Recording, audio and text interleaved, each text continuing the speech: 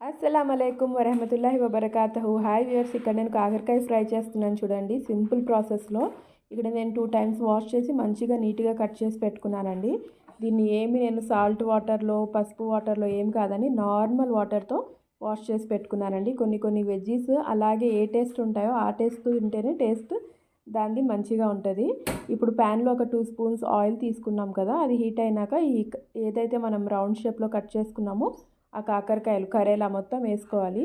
వేసి మంచిగా medium to SIM ఫ్లేమ్లోనే ఇది మొత్తం ప్రాసెస్ అవ్వనివ్వండి. ఇక్కడ నేను 1 స్పూను పసుపు వేసానండి, తర్వాత సాల్ట్ యాడ్ చేశానండి. పసుపు ముందు వేయడం వల్ల ఏమవుతుందంటే అది కలర్ చేంజ్ అవ్వకుండా మంచిగా ఉంటాయండి అవి.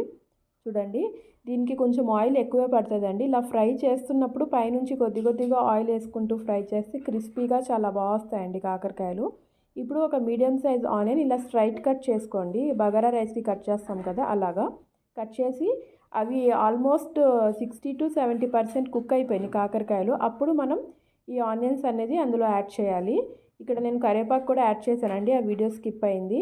చూడండి, ఇలాగా మీడియం టు సిమ్లోనే పెట్టండి. ఇది కొంచెం కలర్ చేంజ్ అవుతుంది, బట్ మాడలేదండి. అది కాకరకాయ అనేది కొంచెం కలర్ చేంజ్ అవుతుంది, మంచిగా క్రిస్పీగా అవుతాయి ఇప్పుడు చూడండి, ఒక 1.5 స్పూన్ నేను బియ్యం పిండి అండి, రైస్ ఫ్లోర్ ఏదైతే ఉంటుందో అది యాడ్ చేశాను. ఇప్పుడు బెల్లం యాడ్ చేశానండి. నా దగ్గర ఫ్రెష్ బెల్లం ఉంది, ఆ బెల్లం కూడా యాడ్ చేశాను. మీరు బెల్లం బదులు షుగర్ అయినా యాడ్ చేయొచ్చు.